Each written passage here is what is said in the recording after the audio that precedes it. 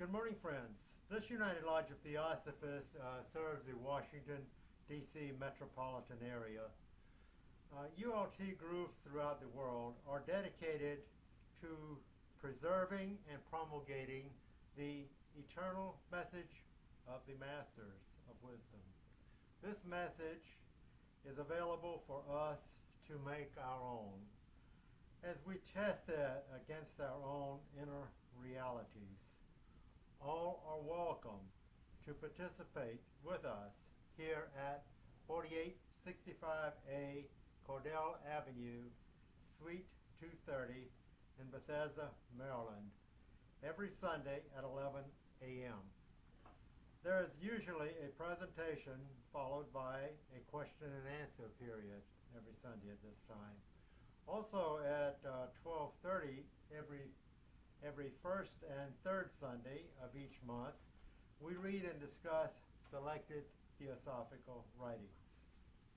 Being sustained by ULT students to the degree they commit to themselves only in terms of contributing resources and efforts, there are no admission charges. The only tie that binds us is similarity of aim, purpose, and teaching. Theosophia is also known as God wisdom, or wisdom of the ages, and also of the science of the soul. The message of theosophy is embedded in the laws of nature and is brought out from time to time as conditions permit. Robert Crosby established the United Lodge of Theosophists in 1909 to revive the message in its pure form as presented by H.P. Blavatsky and William Q. Judge. The ULT is guided by its declaration of only a few paragraphs, which is printed on the back of our program. This declaration states that we steadfastly focused on the fundamental principles of the philosophy of theosophy and the exemplification in practice of those principles through a truer realization of the self and a profound conviction of universal brotherhood. This is a lofty undertaking and does not leave the time or inclination to take part in side issues, as we focus on internalizing the truth, whichever is. All are encouraged to make the divine wisdom a living power within themselves by assimilating the message and progressing by self-induced and self-devised methods of applying it as we help and teach others. Our reading today is from The Voice of the Silence, starting on page 15. Desire nothing, chafe not at karma, nor at nature's changeless laws, but struggle only with the personal, the transitory, the evanescent, and the perishable. Help nature and work on with her, and nature will regard thee as one of her creators and make obeisance. And she will open wide before thee the portals of her secret chambers, lay bare before thy gaze the treasures hidden in the very depths of her pure virgin bosom. Unsullied by the hand of matter, she shows her treasures only to the eye of spirit, the eye which never closes, the eye for which there is no veil in all her kingdoms. Then will she show thee the means and way, the first gate and the second, the third up to the very seventh, and then the goal, beyond which lie, bathed in the sunlight of the Spirit, glories untold, unseen by any save the eye of soul. There is but one road to the path, at the very end alone, the voice of the silence can be heard. Next Sunday, we will continue our study of the Patanjali Yoga aphorisms at this hour. But now, today, we have a talk on the path of knowledge, and we're going to have that now. Thank you.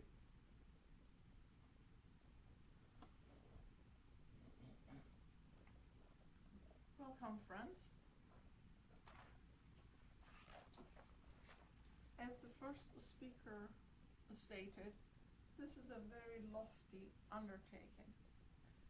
And when the student first comes across the theosophical literature, he or she finds a tremendous amount of information, the philosophy being very vast, and diligently goes about studying it. And as he goes along, he thinks he has learned it. But when situations arise and we try to get other people interested in it, we find that they're not as enthusiastic as we are. And when we question ourselves as to why, we find out that perhaps our own base of knowledge is not so secure after all. So we return to study again and again, and each time we try to go deeper and deeper into the knowledge that is presented in the secret doctrine. But how does that philosophy become knowledge is today's talk. In the ultimates, there is knowledge to be gained, we are told, from many sources. But the question is there sacred and profane knowledge?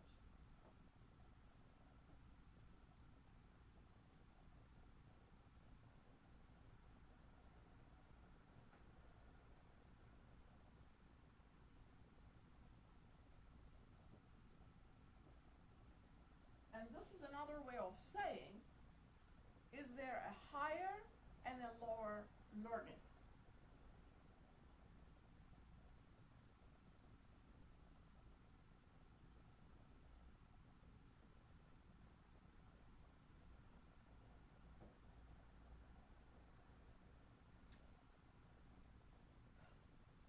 In the secret doctrine, we are given a kind of bird's eye view of the Greek philosophers that culminated by Democritus giving the atomic theory, closing that era. And then, of course, we have Socrates and Plato, whose ideas to this day influence the Western world. So when we look at Plato,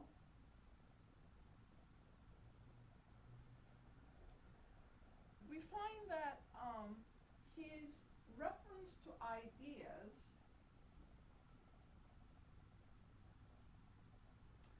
were actually referring to realities.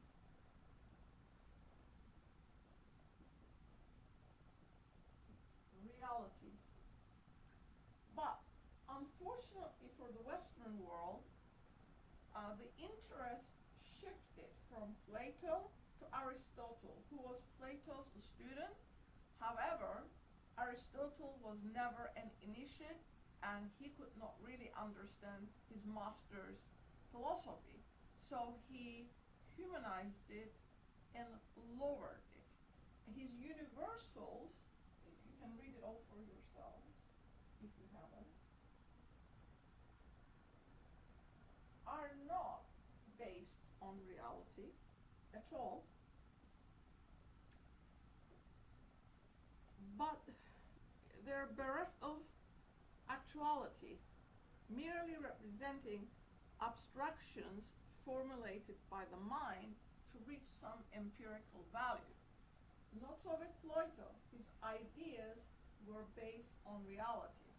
Now we're going to ask, what kind And how does that relate to this higher and lower learning that we're trying to discover?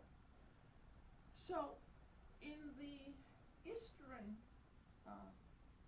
philosophy, knowledge that is gained, which is in the heart, is going to become the tree of life eternal. What did we just read in the voice of the silence? That nature opens its inner reality, the truth, only to the eye of the spirit. So this has nothing to do with man's animal senses at all. And if we go historically and examine Darwin's dogma, because it is dogma, what did he say? He based everything on what he thought was truth. But what is it? It's observation and coming to some kind of conclusion as a result of observation. So which part of the mind is he using that? Is he using to come up with that theory? So his essay is that everything kind of is based on natural selection. And we're in the secret doctrine informed that natural selection comes way, way after a whole series of developments occur in man's nature. So this natural selection, when we examine it, does not really solve the conflict between the mind and the emotions. It leaves it untouched. How are we then to liberate ourselves from that part of that dogma where we are relying on observation in our information gathering for coming to a conclusion as to what our lives is based on? So, what is it that we're basing it on? I'm sorry, I have to take this off. In this philosophy, it is extremely important to understand the function of the mind.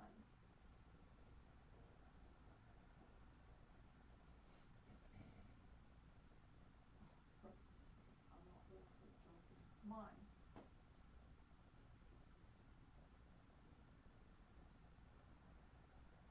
This is only relative, because when we are in incarnation, this is how the mind works. The higher mind is the divine mind. The lower mind is the intellectual mind. And this mind is dependent on information gathering. But the higher mind is omniscient, we're told, on its own plane of existence, and it knows, does not require any information, it knows. This is intellectual. This is information gathering. The other one, not dependent on information. So, that statement, live the life and you will know, has validity, because as we are living and putting the philosophy into practical use, we're activating all of the brain centers that will enable that inner eye to become operational. That is one of those movie terminologies, operational, in the sense that the secret doctrine says it is petrified, that it requires effort to make it active again. In other words, we have to activate it.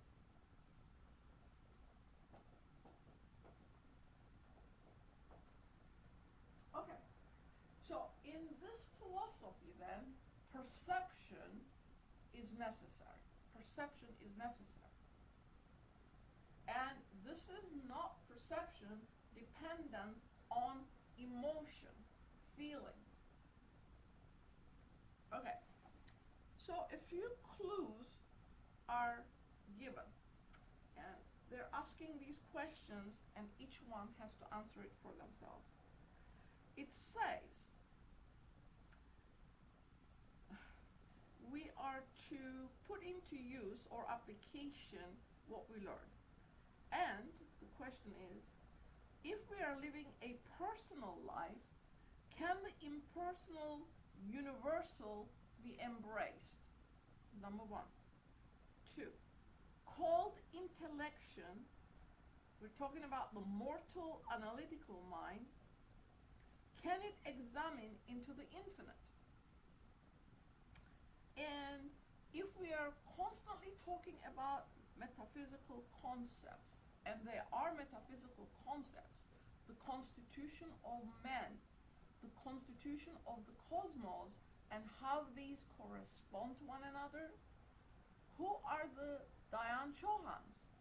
What is the Logai? What is Mula Prakriti? What is Akasha? All these are metaphysical concepts. Metaphysical meaning above the physical.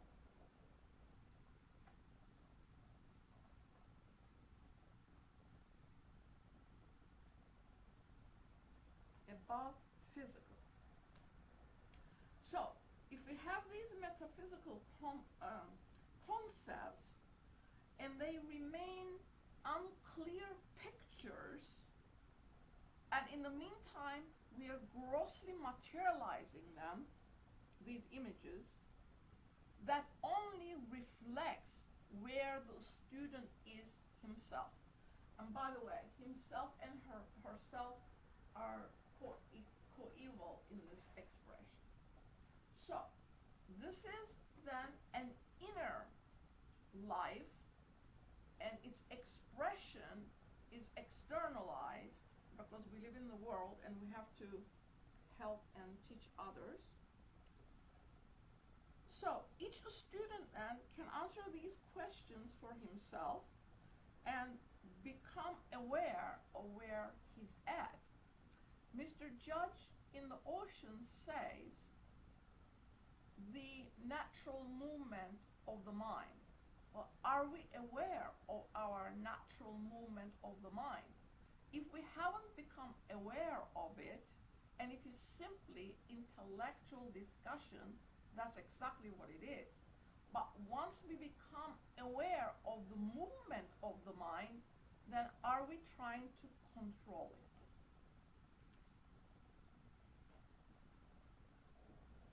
Because this is how we work with the mind. The lower mind, the intellectual mind, has a natural movement. It goes from one thing to another, subject to object.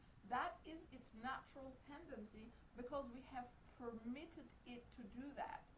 So now we're going to learn to control it. This is self-devised, self-induced effort, but nevertheless it needs to be put into practice. So in this process then, we realize that Theosophy cannot be discarded because it is untrue. We have to test it. We have to test the validity of what is being said. What we are given, in other words, needs to be tested. And we have to verify the alchemizing power of this philosophy in one's life, because that is exactly what it does. It alchemizes us. Where is the laboratory? Well, we are told it is the invisible laboratory of the seven-storied temple of the heavenly man. Invisible. It is invisible, it's not physical. Only our physical gross body is visible. The others have physical reality to it, but it is of very refined substance, and it is not visible to the physical eye. So this is the invisible laboratory, and it is 7-storied.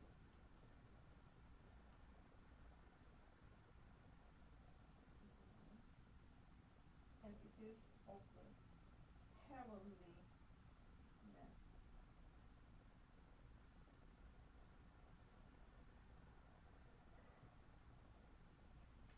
All metaphysics. Okay? So this is not an outside effort. We are dissecting it mentally and morally. Internal. It's invisible to the external. And while we are doing this, we are also becoming observant. We observe what is going on, and our perception eventually will change, and it will teach us through comparison. A few truisms. It is stated, scatter the clouds. What happens when we scatter the clouds? The sun shines, comes through. Dissipate the mist around the brain mind, and the sun of our being will penetrate. The sun of our own being. 3. Establish the essential moral living, and the higher manas, which knows and does not depend on reasoning powers, in its own domain, will know right here and now. So it is able to inform. Unerring intuition can illuminate the waking hours when we have learned to control the sophistication of the animal man, and we ignore it. We just don't pay any attention to it. And we have learned to correct the refraction of our lens. That's the mind lens.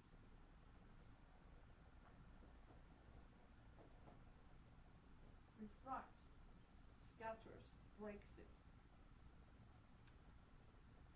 So when this happens then, with enlightened faith and an aroused will, we can then aspire to see how the heavenly man sees and how the heavenly man feels. In other words, we assume the position of the higher. This is exactly the same thing. Once then we have a universal selfless attitude. This is a direct quotation from Robert Crosby. It says, the whole force of what we may call nature in its fullest sense comes into play.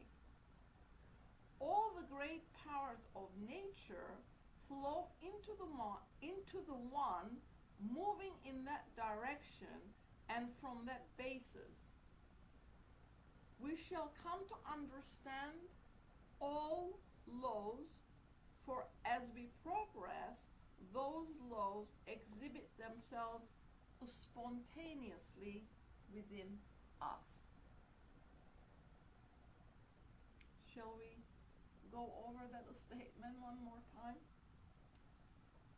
Once we have assumed a universal and selfless attitude, in other words, the personal self does not come into play anymore. We are universal, we are impartite, impersonal. The lower self, to some degree, is under control. We don't give in to its demands anymore because we have learned how it plays and makes sophisticated demands on us, and it looks real, but it isn't. And when this universal attitude is assumed that we're actually living the life as a universal human being, Mr. Robert Crosby says the whole force of what we may call nature in its fullest sense comes into play through us. The nature then is going through us. And all of the powers of nature flow into the one who is moving in that universal direction. It is not, of course, a one-step road. We are becoming as we live the life, but we are also finding out that certain things that we did not know before, we now naturally know. And this knowing comes from this, that nature is flowing into us. So we understand the laws as we progress, because the nature's laws are themselves spontaneously becoming active in us. So, a few other suggestions as to how this perception in our acquired nature is to be influenced. Question: do we want to use the spiritual will? The spiritual will is the volition of the higher ego. Then we should ask, are we willing to forego personal desires in its protean forms? And, of course, this represents our lower feelings as well as that of nature. Do we want to express compassion towards everything and everyone? And if the answer is yes, then we are inviting the instantaneous expression of divine will into us. What is this invitation? That we show no judgment, but extend compassion to everyone and everything that is put in our lives. Do we want to express the higher mind? Well, of course we do. Then are we going to not allow the lower half to rule our mental life? This half, because this is where most of humanity, this is where its expression is. Do we want to know absolute truth? Because where we are constantly in a comparative position, so we know only relative truth. So to get to the absolute truth, are we going to then not base our actions on relative conceptions and not to be self-deceived by nature's mayas? All this, the external universe, is maya, the truth being deep inside. We want to know karma and universal law? Then are we going to refrain from being unjust, expecting, covetous, impatient, and fearful? I will say them again. We're going to refrain from being unjust to others. We're not to expect anything from our actions. We're not to be covetous. We will not show impatience. And we are going to become fearless. Do we want to know what absolute duration is? And what ultimate division of time is? Well, to start with, we have to give up past, present, and future. Past, present, and future is also an illusion.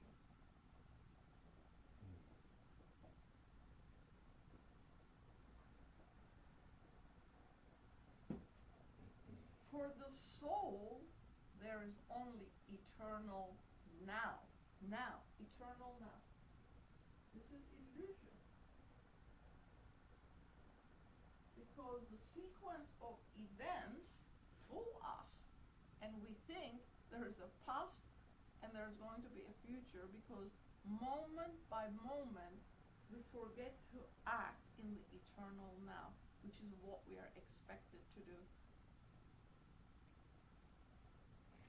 And not use those terms, because in order to go deep inside, you have to give up these external Mayavic expressions. And as we said before, these are recondite and extremely metaphysical concepts. So, they're pure abstractions, and that to reach that abstraction, it is necessary that we abstract ourselves from prejudgments, becoming pure in heart, which enable us to rend the veil, we are told, or life's mysteries. And this is the veil we have put there ourselves by following non-realities. When the other student gave a talk as to what reality is and what non-reality is, she made the statement that each one of us put this veil in front of us by following the non-realities that the lower intellectual mind builds up. And she said, we are that God within this moment. Yes, we're in the making, but I am that reality this moment. I'm not going to become that reality. I already am that reality. It's just that the personality has to acknowledge where it's at. So, what does the personality has to do? I had it right here. Somewhere.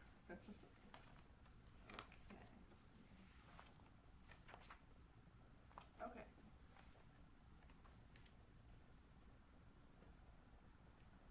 The personality has to sacrifice.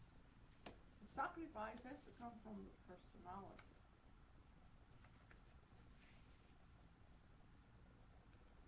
It says here, real knowledge is not a mental but a spiritual state. It implies union between the knower and the known. And this is what is discussed in Patanjali's Yoga aphorisms. Knowledge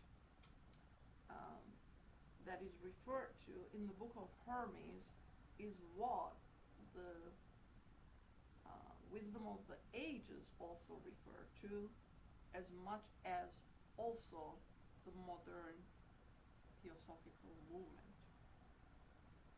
Knowledge, Hermes says, quotation, differs much from sense, for sense is of things that surmount it, but knowledge is the end of sense. The Secret Doctrine 1, page 279. The contrast between the laboriously acquired knowledge of the senses and the mind, manas, and the intuitive omniscience of the spiritual divine soul, buddhi, is what we are referring to here. The omniscience of the spiritual divine soul, buddhi.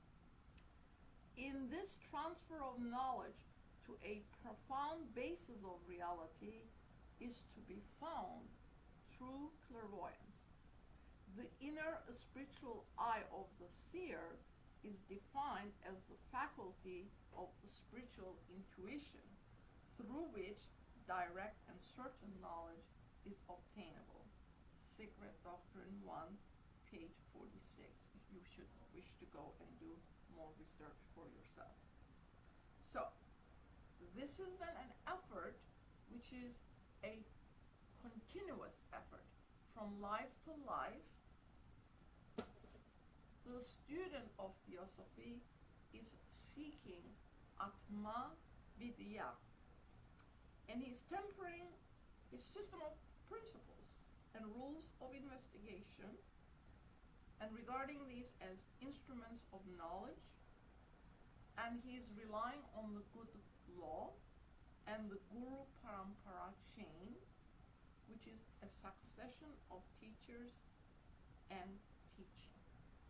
So this is Gupta Vidya, which is that higher knowledge or higher learning, because it is an inner developmental process, which is not intellectual at all. It is purely spiritual.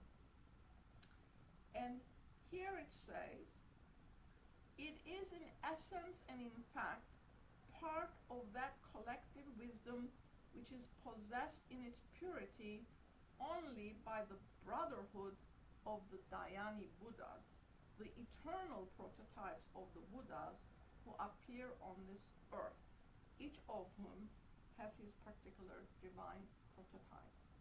And we know Amitabha is that prototype for Gautama Sakyamuni Buddha, which is the youngest Buddha that came about 580, 600 BC.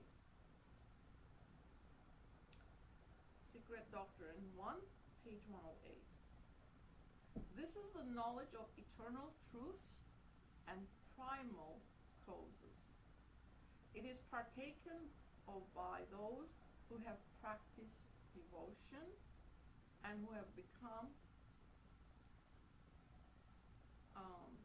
settled in that devotion, because the Gita has a heading in each chapter that has devotion in it. So it is devotion to the higher self, devotion to the higher life and its expression.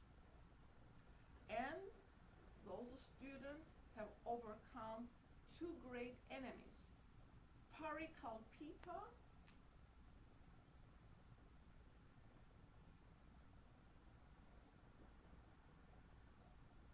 error, made by those unable to realize the emptiness and the illusionary nature of all.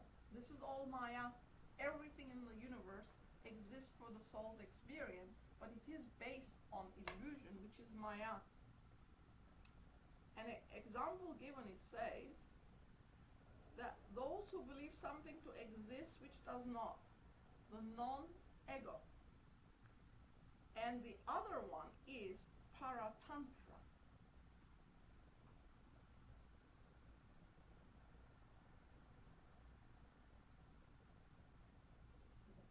Paratantra. And that one is that whatever it is that we believe in, which exists only through a dependent or causal connection. And this is what Buddha had taught, because he could not go to primal, but he said this particular dependent connection. And that it will disappear as soon as the cause from which it proceeds is removed. And the example given is the light of a wick. Once the wick is removed, no light comes. And Buddha's original dependent origination comes from this here. So the sacrifice of the personal self is the indispensable condition to attainment of Gupta Vidya, wisdom of the ages, knowledge which is equivalent to truth, synonymous to truth. The knowledge which is now yours is only yours because your soul has become one with all pure souls and with the inmost, the inner reality in us.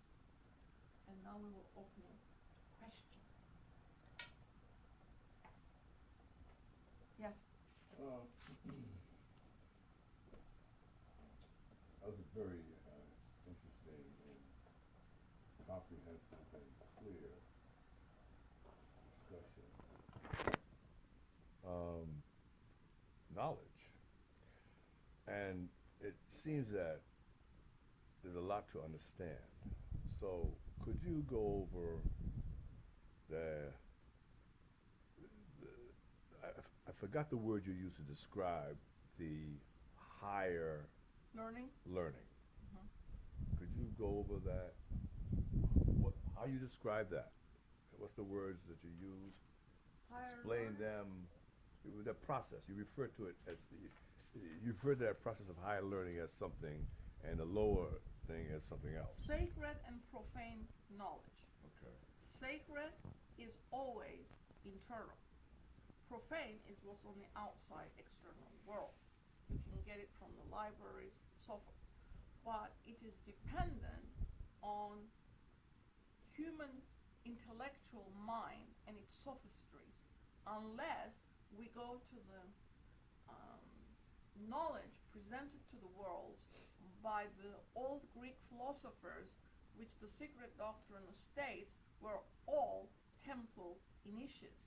At that time, the colleges were attached to the temples, and there were strict rules as to who could enter, because that is what led to the inner development of our faculties in obtaining knowledge and also fulfilling the virtuous higher living of the life. In this path, unless we make it our own, it is not knowledge, it is information. So, the temple colleges were where initiations took place.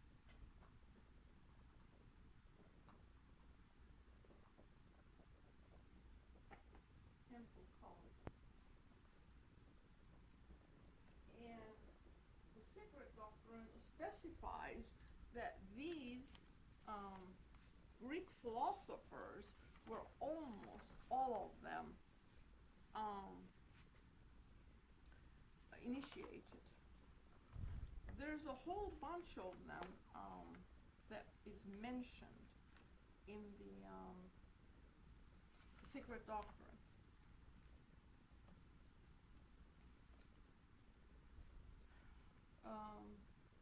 Here's some of them. It says here, through Socrates and Plato, the central problem of philosophy became very largely a question of the possibility and the means of knowledge. They were not concerned about illusionary realities on the external world, but they were trying to present reality as seen from the inner perspective. What is that called? We just said it. Sacred, and what else is it? Profane. No, profane is the one that's outside in the world. The sacred is never given to the outside because it is so sacred, it is only given under initiation. So it is esoteric, in another word. It's internal, it is esoteric, and it goes from the master's mouth to the student's ear. It is never written. So what is written in the universe is externalities. However, Plato very succinctly brought his philosophy to the external world to the degree that he could give it. So all of his philosophy is based on the inner reality of life. And this is what is called Gupta Vidya, the knowledge that is spiritual. It comes from the knower and what is to be known becoming one. In other words, your intuitive eye. What is your intuitive eye? We gave a talk on it. Which eye are we talking about? We do have an organ in the physical brain for it. It's the third eye. The pineal gland is the center of our spiritual intuitive powers, and it is dormant in most of us. And not only that, this aspect of the mind has never been yet accepted by the Western world and embraced. This is the truth about things. But we go to Aristotle and we go to Darwin and we come from the apes and fittest, Survival of the fittest. yeah, all that stuff, and it really removes the inner reality from our lives. If we believe in such nonsense, well, how are we going to get to the inner knowledge? This is not information we are talking about. This is direct perception is what we were talking about.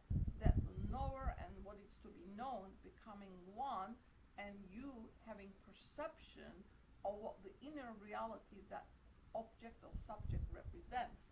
This is what this knowledge is referring to as Gupta Vidya.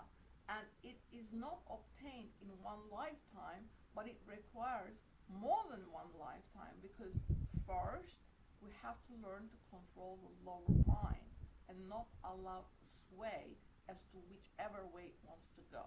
And how do we do that? Meditation. When you are in meditation, you will find out that the natural movement of your mind is in full power. And you try to control it. It's going to flip on you. You put your mind on one thing, and in 1 or 5 seconds, it flips. So it's going to require indomitable willpower, HPV's words, to learn to control it. So, but since others have done it before us, it is obviously obtainable. So we can try and we can achieve also. This is the prerogative of what we just read in the voice. So you're saying that, or are you saying that if you control the mind, The lower intellectual mind, yes, then you can experience a higher mind, and or higher knowledge, gain a higher knowledge, and from gaining that higher knowledge, that knowledge itself allows you to know opposed to think. sort of, yes. Well, you explain it. Well, it is true what you're saying, but the concentration ought to be on the divine mind and its expression. It says that right here and now, if I fulfill all those things we talked about as a virtuous human being, and controlling as to how my lower self is not going to demand what I do, then I am inviting the higher mind to come in and inform the lower. But the lower mind is also attached to kama, that desire and passion nature in human beings have become so strong, and that is why it is so very difficult to control our lower mind. It's almost always referred to as kama manas, this lower part.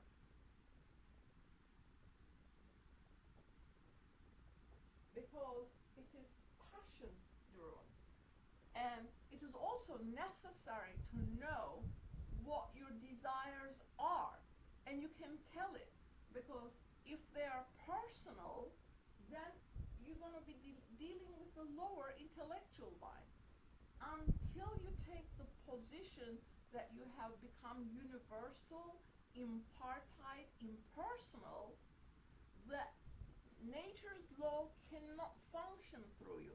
That's the only way you're going to draw all these natural expression of the law to function through you. Only then do you get to know. This is not something you achieve or attain. It's that you're allowing the nature to work through you. You become a vehicle for it and its expression.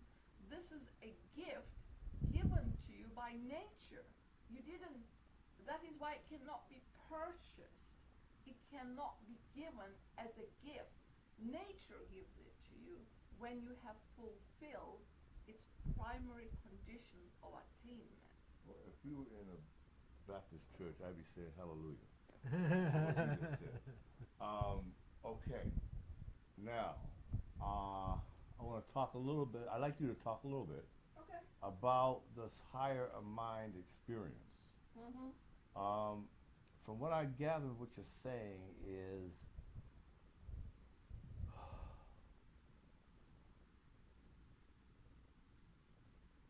when you have achieved this process, Yes. Well, you're achieving as you go along. You- Small parts at a time. you allow nature to work through you. Yeah. And is that because you're working in tune with nature or the laws of nature? Because earlier you said that once you get this, once you're working on that level, you're working on a level where you know. You said the higher mind knows. You got it right there. Yeah. Knows. And has to be activated. Now, the question I had, Not the higher mind. Intuitive powers in you have to be activated. intuitive powers Mhm. have to be activated. Yeah, for a spiritual perception to become active in you. Because Explain this, that, please. this part of our nature, Atma, Buddhi, Manas, okay? Except that this Manas works in this way, it's dual. And we said that if you control this aspect, the example given is an octopus. Here's your mind, and it's sitting in this octopus, and the octopus is your desires and passions. When you let go of it, it is the impediment for the lower mind is removed. What has it become? Free to get drawn to its upper, higher aspect. But as long as you hold it imprisoned, it can't do it. So that is why we need to become impersonal, universal, and allow that desire passion principle to drop off. Once it drops off, then the lower mind can be influenced by the way, by the higher. When the other students do it this way, Atma, Buddhi, Manas, and this is the lower quaternary, this is where the impurities are, right? But this is the antaskarana, or the bridge between the higher, this is the higher here, and this is the lower here. The lower mind and the higher mind exist. The higher mind is omniscient on its own plane. Chitta, it is called, which is Mahat for the universe, Manas for us. And you are accessing it according to your development. It is a universal principle, and all of the experiences of humanity is in it. What is this as a universal principle? Mahat, What is that? mind. It's said somewhere in here how we obtained it. Maha. Mind principle. And that's on a cosmic level or universal level. Universal level, yeah. And on a physical level, or the physical plane, It's the lower it's mind. manas. Oh, it's the lower mind. Lower mind is on the physical level because it functions through your brain, and the brain interprets your information gathering from your universe into a picture. It is upside down and reverses it upright for you to see. So not only is it we see everything upside down, and the mind is the one that reverses that process, but the astral life is also upside down for us according to the secret doctrine. So let me read it to you. It was in one of the, it was such a succinct statement. I underlined it.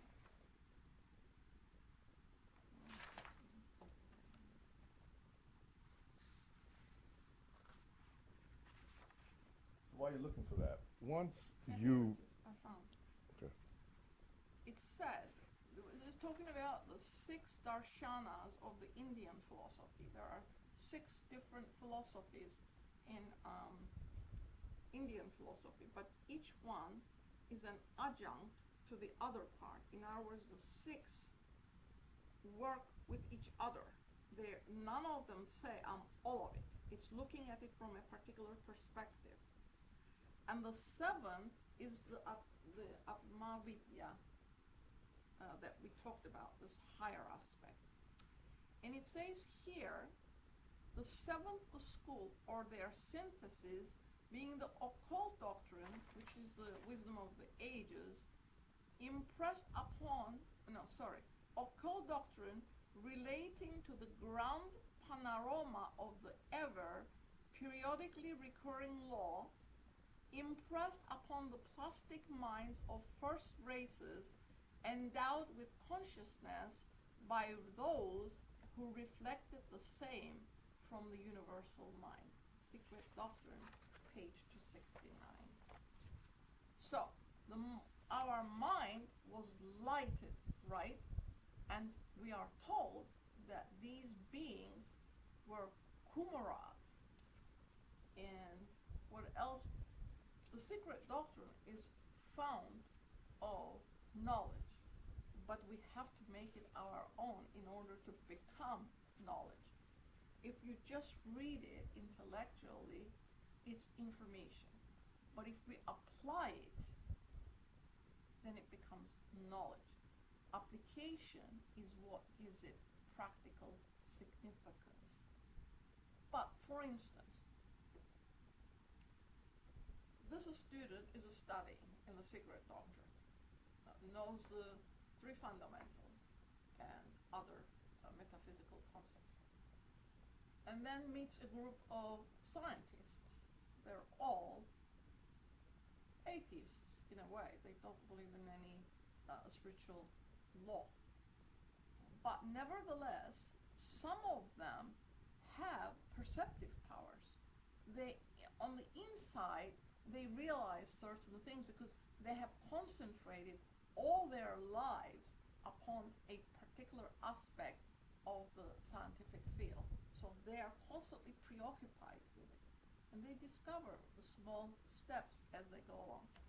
So, how then would there's a question at hand. How would I then interject the fundamentals into it? Should I just repeat what's on page 12 of the Secret Doctrine? Why would that mean anything to them?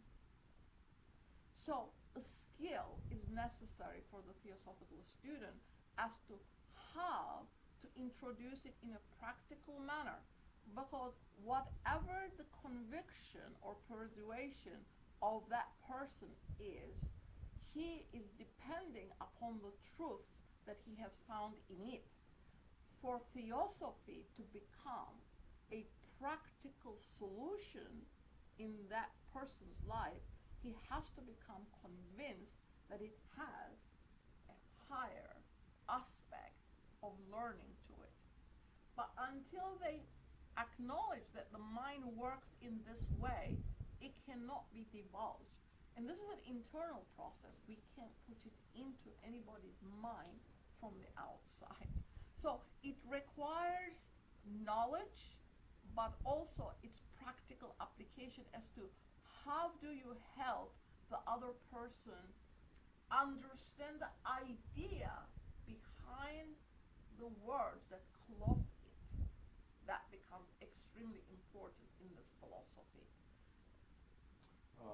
You said something becomes petrified or putrefied. What is it? What Petrified is frozen. Yes, but what becomes frozen? Your pineal gland. There is a very good explanation in the Secret Doctrine about it. You should read it. It's very important. That pineal gland has become frozen at the end of the 4th because we were spiritual, it was open, we knew what we were doing as Atlanteans, and we went ahead and became destructive entities. And this knowledge was again brought out to materialism of the worst kind, personality expression of the worst kind, in other words, selfishness of the worst kind, because it is extremely important for the Western world to align their spiritual aspects with all of the physical gain we have achieved. The physical gain on its own will become detrimental in undoing us. But the spiritual aspect of it, which is consideration of the other, love of the other, which is here.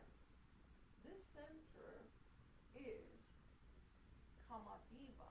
Its concern is for all of life, coming from the one life.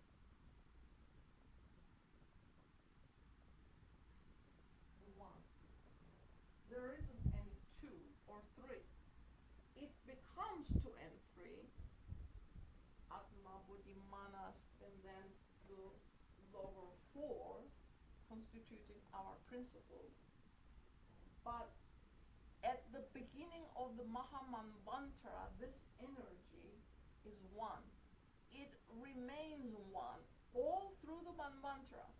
But because of its differentiation and bringing about 7 planes of existence with its correlating 7 levels of consciousness in human beings, we get entangled in its elusive form rather than going to its true reality, which is internal in each human heart, we are told. So this then is there. We just have to allow it to express itself. And the sacrifice is all on behalf of the personality. One more question. Now, and so the pineal gland, that's what has to be activated? Correct? Because it's petrified.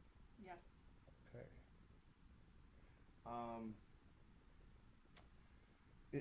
Can you say anything more about the one life?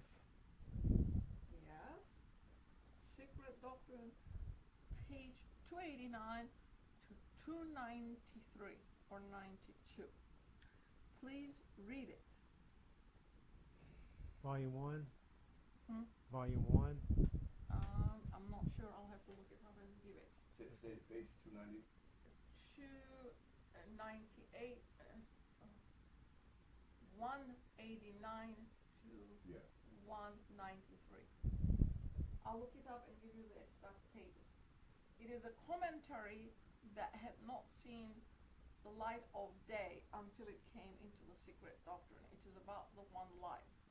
We are told in its 7th state, it is a spiritual fluid spread from Laya into the universe, meaning absolute space. We're coming from absolute space and we're going to define it as an expression of the absolute, and we're going to call it the space because that's the first differentiation. In its 7th level, we're told it is called the one life. As it differentiates, it comes from the highest into its lowest expression. Akasha becoming astral light. And we just read in this article that there's only a hair breadth of difference between the two. She says, it is reality to the gaze of the Mahatma. It is no reality to human beings on earth who cannot realize the next level to the physical, which is astral. We have no idea what the astral is, how to function in it, most of us anyway, or be able to visualize it. She says, to human beings at this level, that is non-existent, the 7th aspect of it. The sun is the 5th from bottom up, so it's 3rd from up down.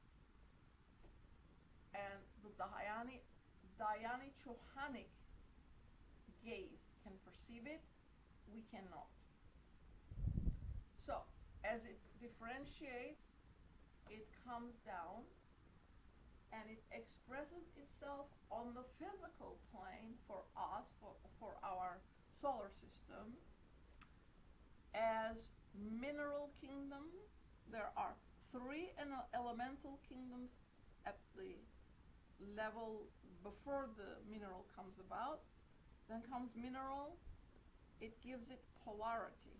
That is that electricity we feel, positive, negative, attraction, repulsion, so forth. To the plant, it gives rudimentary feeling, color, and aroma. To the animal, it gives instinct. It has all the others previous, but it gives it instinct.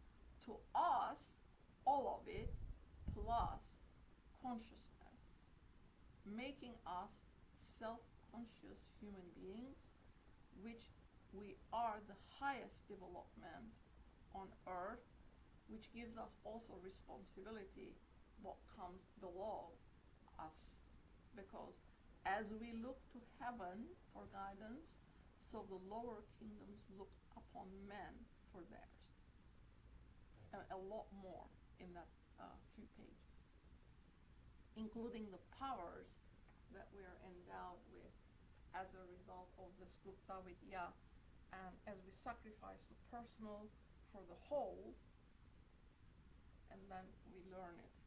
And when the teachers came and they sacrificed themselves, this Gupta Vidya, or the wisdom of the ages, was rejected at its beginning. It says here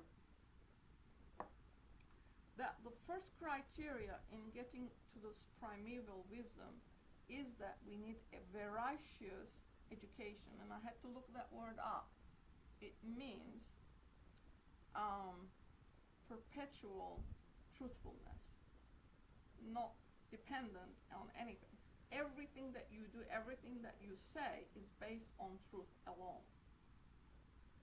So, and if we don't say we have lack of knowledge, we will never desire to learn. This learning is an internal quality. When you have gone through educative processes and then you say, I'm ignorant, I don't know anything, that's the beginning. It says that that's the first and the hardest to acknowledge within ourselves. And then it says, evidence of this fact is patent in the history of the Theosophical movement and the reception given by friend and foe alike to the endeavors of the teachers to lift only a little the veil hiding the face of truth as depicted in the archaic teachings.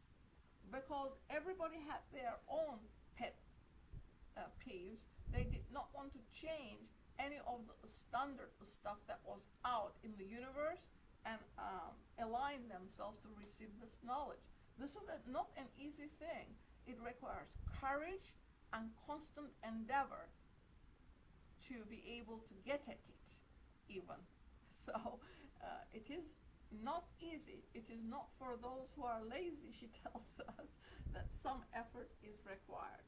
The suggestion that such terms as divine mind, divine thought, and universal mind have no relationship with an intellectual process akin to that exhibited by man in the ordinary functioning of his mind, the lower intellectual mind, was considered on one side as an affront to a personal God in his majestic attributes, and on the other as the heresy of the first order against the sanctity of an evolutionary law which severed man in his entirety from any origin save that of the protozoa. Because there is one unity. Nature evolves from bottom up, but spiritually we are who? We are the Dayan Shohans are the spiritual progenitors of the spiritual men. My physical body might be evolved this way, but my spirit, my soul, comes from tremendously higher intelligences. I don't come from a monkey, and I do not wish to come from a monkey, because lower intelligence cannot give rise to higher intelligence. It is always the other way around. The higher intelligence is the one that created or gave expression to our spiritual selves or our soul. So, as the sun shines, so all these rays that come from the spiritual sun shines in each heart. Thank you. Thank you. If you want my stuff, you may have it. Thank you so